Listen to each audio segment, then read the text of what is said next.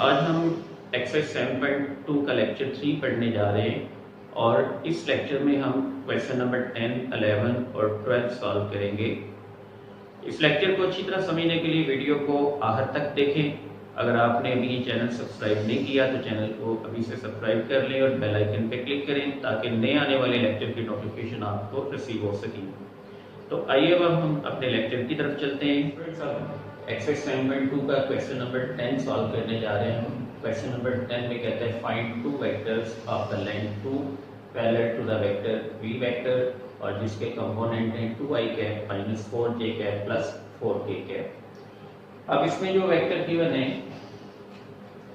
वो v vector, here v vector equal to components हैं इसके 2i cap minus 4j cap और plus 4k cap.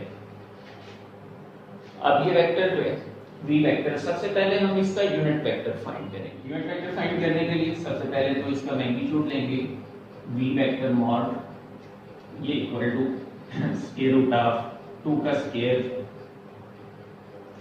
Plus फिर minus 4 का स्क्वायर प्लस 4 का स्क्वायर 16 प्लस 16 यानी 4 का स्क्वायर लेंगे तो ये 16 आ जाएगा प्लस 16 तो 32 और प्लस 4 तो ये स्क्वायर रूट ऑफ 36 यानी ये आ जाएगा equal to square root of 36 जो कि सिंपलीफाई हो गई 6 के इक्वल, यानी ये आ जाएगा v वेक्टर का मैग्नीट्यूड हमारे पास।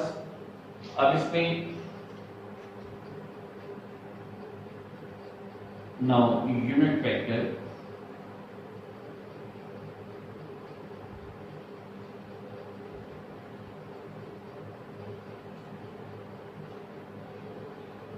पैरेलल टू v वेक्टर, यानी v वेक्टर के पैरेलल यूनिट वेक्टर है वो फाइंड करेंगे इसमें। अब ये आ जाएगा v कैप ये equal to v vector divided by v vector magnitude. Values जब इसमें पुट की तो ये 2i cap minus 4j cap और प्लस 4k कैप 4/6 इनके डिनोमिनेटर जब लेना लिखे तो ये v cap equal to v vector over v vector magnitude equal to 2/6 i cap minus 4/6 j cap और प्लस 4/6 k कैप। ठीक है, फर्दर ये सिंप्लीफाई होगी v कैप इक्वल टू ये आ जाएगा 1/3 i कैप माइनस a2 से सिंप्लीफाई होके 2/3 j कैप और प्लस 2/3 k कैप। ये हमारे पास यूनिट वेक्टर आ गया जो v वेक्टर के पैरेलल है, यानी ये ऐसा वेक्टर है जिसका मैग्नीट्यूड तो 1 है लेकिन ये v वेक्टर के पैरेलल वेक्टर होगा। अब हमने दो वेक्टर फाइंड करने जिनका मैग्नीट्यूड 2 हो और दोनों ही किसके पैरेलल हो, ये v वेक्टर के पैरेलल है दोनों वेक्टर। इसमें मैं आपको यहाँ एक डायग्राम से एक्सप्लेन कर देता हूँ कि वो वेक्टर कैसे निकलेंगे। अब फॉर एग्जांपल अगर ये हमारे पास एक वेक्टर है v वेक्टर जो कि गिवन है, अब लेंथ 2 के दो वेक्टर हमने फाइंड करने हैं जो कि दोनों ही इसके पैरेलल, तो एक तो आपके पास 2 टाइम v कैप आ जाएगा इस सेम डायरेक्शन में, उसका मल्टीपल पॉजिटिव 2 होगा क्योंकि इसकी डायरेक्शन सेम है। अब इसी लेंथ का दूसरा वेक्टर जो है या तो यही वेक्टर होगा 2v कैप, अगर यही वेक्टर है तो वो तो सिंगल वेक्टर होगा लेकिन हमने 2 डिफरेंट वेक्टर फाइंड करने हैं इसमें। उसके लिए सेकंड वेक्टर जो है वो सेम लेंथ का इसके अपोजिट डायरेक्शन में आ जाएगा और वो -2v कैप होगा, यानी v वेक्टर का यूनिट वेक्टर जो है वो एक लेंथ 2 का फाइंड करने के लिए पहला वेक्टर उसको हम पॉजिटिव 2 से मल्टीप्लाई करके वो ऑब्टेन करेंगे और दूसरा जो वेक्टर है हम चूंकि वो इससे डिफरेंट होना चाहिए तो वो डायरेक्शन हम उसकी रिवर्स रखेंगे, वो -2v कैप आएगा, उसका मल्टीपल हम -2v कैप। अब 2v कैप और -2v कैप दोनों की लेंथ 2 होगी लेकिन ये दो डिफरेंट वेक्टर इस तरह से बनते हैं कि दोनों की डायरेक्शन जो है वो डिफरेंट आ जाएगी। अब हमने एक वेक्टर इसमें फाइंड करना है 2v कैप और एक फाइंड करना है -2v। According to given condition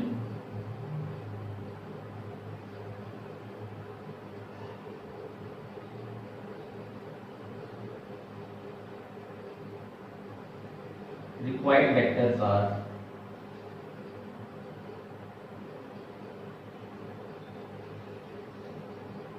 2v cap and -2v cap, यानी एक वेक्टर जो है वो 2v कैप आएगा और दूसरा वेक्टर जो है वो इसी के अपोजिट डायरेक्शन में जो है वो -2v कैप। ये दो वेक्टर जो हैं ये हमारे अब रिक्वायर्ड वेक्टर हैं। अब इसमें सबसे पहले तो हम फाइंड करेंगे 2v cap. Now 2v cap जब फाइंड करेंगे तो ये 2 इंटू पहला वेक्टर जो है 2 इंटू v कैप था हमारे पास, जो वेक्टर हमने फाइंड किया था वो 1/3 i cap -2/3 j cap plus 2/3 k cap. अब इसमें ये पुट होगी वैल्यूज की 1/3 i कैप -2/3 j कैप और प्लस 2/3 k कैप। 2 को जब मल्टीप्लाई किया तो ये 2/3 i कैप 2 2s are 4 तो -4/3 j cap 2 2s are 4 plus 4/3 k cap. अब एक वेक्टर तो ये हमारे पास आ जाएगा 2v कैप की फॉर्म में, यानी ये वेक्टर आ गया पहला वेक्टर 2v कैप, यानी ये ऐसा वेक्टर है जिसका मैग्नीट्यूड 2 है और ये v वेक्टर जो गिवन वेक्टर था इसके पैरेलल वेक्टर है। अब इसी तरह सेकेंडली हम इसका सेकंड वेक्टर फाइंड करेंगे -2v कैप। ये -2 इंटू इसी तरह v कैप के component 1/3 i cap -2/3 j cap और प्लस 2/3 k कैप। -2 को जब इसमें हम मल्टीप्लाई करेंगे तो ये आ जाएगा -2/3 i cap minus into minus plus 2 2s are 4/3 j cap plus into minus minus 4/3 k cap. ये दोनों रिक्वायर्ड वेक्टर हैं, जो दोनों ही vector parallel to v vector हैं और इन दोनों वेक्टर की लेंथ जो है वो 2 आ जाएगी इसमें। स्टूडेंट्स अब हम क्वेश्चन नंबर 10 का डी पार्ट सॉल्व करने जा रहे हैं। डी पार्ट में जो है ये कहता है find a and b so that the vector 3i j plus 4k and ai plus 3j minus 2k are parallel. यानी उसने ये दो वेक्टर दे दिए हैं और दोनों वेक्टर जो है इसके लिए ये कंडीशन उसने दे दी क्वेश्चन में, ये दोनों वेक्टर जो है एक दूसरे के पैरेलल वेक्टर है। सो इसमें हम पैरेलल वेक्टर की डेफिनेशन यूज करते हुए वेक्टर में a और b जो है इनकी वैल्यूज फाइंड करेंगे। अब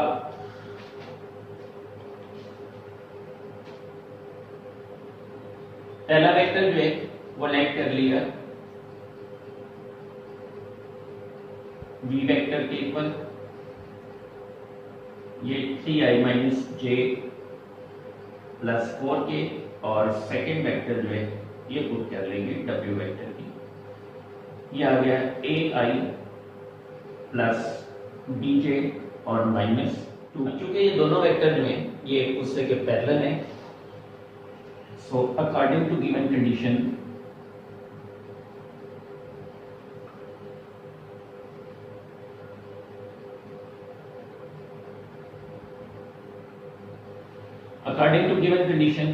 हम पुट कर लेंगे इसमें पैरेलल वेक्टर की डेफिनेशन के मुताबिक v vector equal to C W vector. C is an non zero scalar multiple, यानी सी कोई भी नॉन जीरो स्केलर मल्टीपल है इसमें।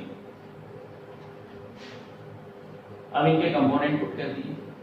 v वेक्टर के कंपोनेंट है ये 3i j plus 4k equal to C into, अब w वेक्टर जो है इसमें इसके कंपोनेंट पुट कर देंगे। w वेक्टर के कंपोनेंट है ये ai plus bj minus 2k। c को इसमें मल्टीप्लाई किया सो ये 3i माइनस j plus 4k equal to ये आ जाएगा ac i cap plus bc j cap minus 2c k cap. आज ये दो इक्वल वेक्टर आ गए। जब ये दो इक्वल वेक्टर आ गए तो इसमें i, j और k के जो कोएफिशिएंट्स हैं इनको हम कंपेयर कर देंगे। Comparing the coefficients of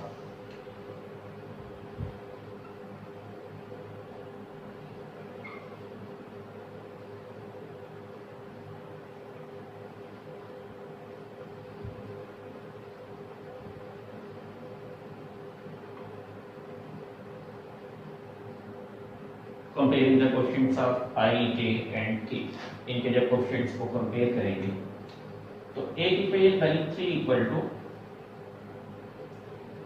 AC के, ये हम इक्वेशन नंबर 1 रख लेंगे। इसी तरह -1 इक्वल टू BC क्या आ जाएगा, -1 इक्वल टू BC के, ये हमारे पास इक्वेशन नंबर 2 आ जाएगी इसमें। इसी तरह K के जब कोएफिशिएंट कंपेयर करेंगे तो 4 इक्वल टू ये आ जाएगा -2C के।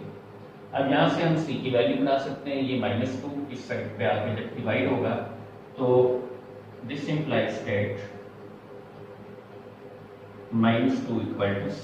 ये -2 लेफ्ट पे आके 4 से जब डिवाइड हुआ, 4 से डिवाइड होके ये कट के माइनस कट हुआ, आकर C की वैल्यू है ये आ जाएगी -2। अब ये C की वैल्यू जो है वो हम 1 बाय 1 इक्वेशन 1 में भी पुट कर लेंगे और इक्वेशन नंबर 2 में भी। पहले ये C की वैल्यू जब पुट करेंगे इक्वेशन नंबर 1 में, putting value of C in equation 1, जब C की वैल्यू इक्वेशन 1 में पुट की तो हमारे पास 3 इक्वल टू ये आ जाएगा A इंटू में -2। ये -2 जब डिवाइड हुआ तो -3/2 इक्वल टू A के, यानी यहाँ से A की वैल्यू वो फाइंड हो गई हमें -3/2।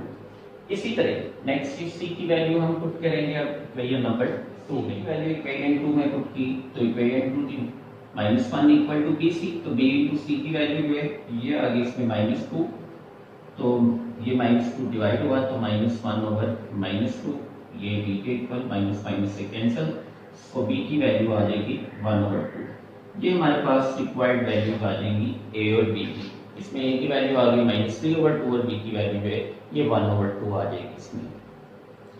इसी तरह इनका पार्ट नंबर B पार्ट और पार्ट C जो है वो आपने सिंप्लीफाई करना है बाय सेल्फ। अब हम क्वेश्चन नंबर 11 सॉल्व करने जा रहे हैं। क्वेश्चन नंबर 11 में जो है वो कहते हैं find the direction cosines for the given vectors.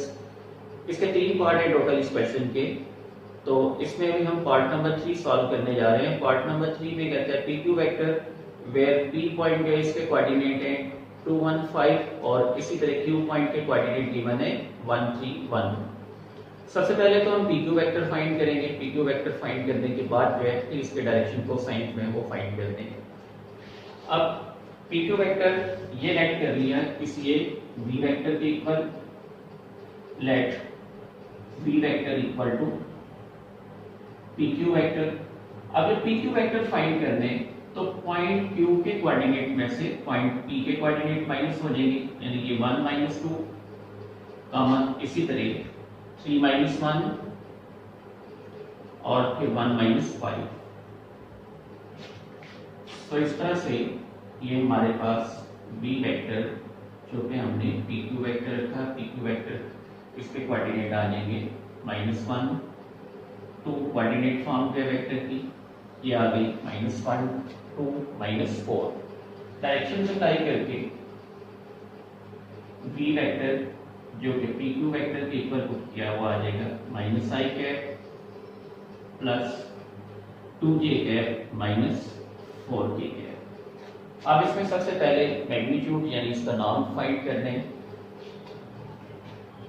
So V vector magnitude जो कि P वेक्टर मैग्नीट्यूड भी लिख सकते हैं इसको, ये equal to square root of -1 का स्क्वायर प्लस 2 का स्क्वायर प्लस इंटू -4 का स्क्वायर। सो V वेक्टर मैग्नीट्यूड ये इक्वल टू -1 का स्क्वायर प्लस 1 फिर +4 और +16, ये आ जाएगा 16 + 4 20 और +1 21, यानी ये स्क्वायर रूट ऑफ 21। ये V वेक्टर मैग्नीट्यूड जो है ये आ जाएगा। अब इसमें डायरेक्शन कोसाइन्स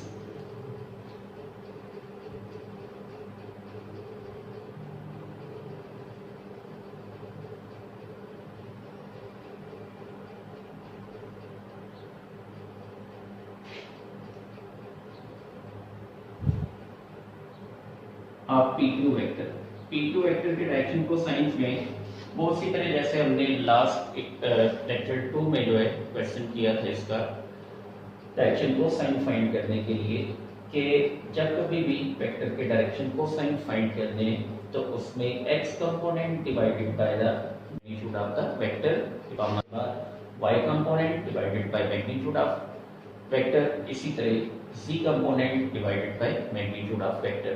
सो इसके डायरेक्शन को साइन जो है वो आ गई इसमें -1 ओवर स्क्वायर रूट ऑफ 21, इसी तरह next 2 over square root of 21, इसी तरह नेक्स्ट है वो -4 ओवर स्क्वायर रूट ऑफ 21। ये रिक्वायर्ड डायरेक्शन कोसाइन जो है वो आ जाएंगे PQ वेक्टर केस में।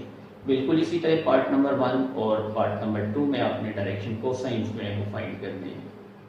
स्टूडेंट्स अब हम क्वेश्चन नंबर 12 सॉल्व करने जा रहे हैं। क्वेश्चन नंबर 12 में कहते हैं which of the following triples can be the direction angle of a single vector।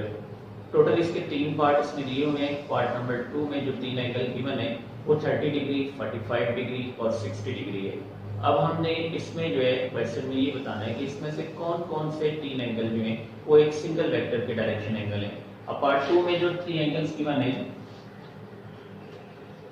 उसमें फर्स्ट एंगल जो है वो अल्फा के इक्वल पुट कर लिया 30 डिग्री, बीटा जो है ये 5 डिग्री और एंगल गैमा ये 60 डिग्री के ऊपर आते हैं।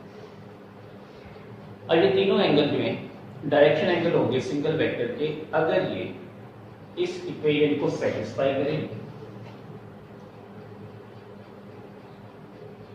cos square alpha plus cos square beta plus cos square gamma equal to 1 में। अगर इन तीनों एंगल्स की वैल्यूज पे ये इक्वेशन सेटिस्फाई हो जाती है तो उस सूरत में ये तीनों एंगल जो हैं वो सिंगल वेक्टर के डायरेक्शन एंगल्स कहलाएंगे। अब ये तीनों एंगल जो हैं इस ट्रिग्नोमेट्रिक इक्वेशन में पुट कर लेंगे। ये cos स्क्वायर अल्फा की जगह 30 डिग्री प्लस इसी तरह ये cos स्क्वायर और बीटा की वैल्यू जो है ये 45 डिग्री, इसी तरह तीसरा एंगल गैमा जो है प्लस cos स्क्वायर ये 60 डिग्री इक्वल टू 1 में ये एंगल गैमा। अब लेफ्ट पे इनकी वैल्यूज क्या पुट की। cos 30 जो है ये स्क्वायर रूट ऑफ 3/2 का स्क्वायर आएगा क्योंकि फंक्शन पे स्क्वायर है इसलिए इसकी वैल्यू पे भी स्क्वायर आ गया, प्लस नेक्स्ट इसी तरह 1 ओवर स्क्वायर रूट ऑफ 2 का स्क्वायर प्लस cos 60 इसकी value 1/2 whole square equal to 1। अब जब इसको सिंप्लीफाई किया तो ये 3/4 स्क्वायर सॉल्व हो गए plus 1/2 plus 1/4 equal to 1। Left side पे एलसीएम जो है ये 4 आ गया, 3 प्लस 2 प्लस 1 इक्वल टू 1। तो ये वैल्यू 3 प्लस 3 6/4 ये equal to 1। So this implies that 3/2 is not equal to 1। ये इक्वेशन सेटिस्फाई नहीं हुई इसमें। जब इक्वेशन सेटिस्फाई नहीं हुई hence the given triples are not the direction angle of a single vector। अगर ये तीनों जो हैं एंगल एक सिंगल वेक्टर के डायरेक्शन एंगल नहीं होंगे। तो जिस पार्ट में ये गिवन 3 एंगल्स पे ये इक्वेशन सेटिस्फाई हो गई वो तीनों एंगल सिंगल वेक्टर के डायरेक्शन एंगल कहलाते हैं इस रूप में। इसी तरह आपने इसका पार्ट नंबर 1 और पार्ट नंबर 3 जो है वो बाय सेल्फ सॉल्व करना है। स्टूडेंट उम्मीद है कि अब क्वेश्चन नंबर 10, 11 और 12 का कॉन्सेप्ट आपको क्लियर है। अगर फिर भी इस लेक्चर के हवाले से आपने कोई क्वेश्चन पूछना हो तो वीडियो के कमेंट सेक्शन में जाके आप कमेंट कर सकते हैं। अगर आपको ये लेक्चर पसंद आया तो अब इस वीडियो को लाइक ज़रूर कीजिएगा। अपना ख्याल रखिएगा। अल्लाह हाफिज़।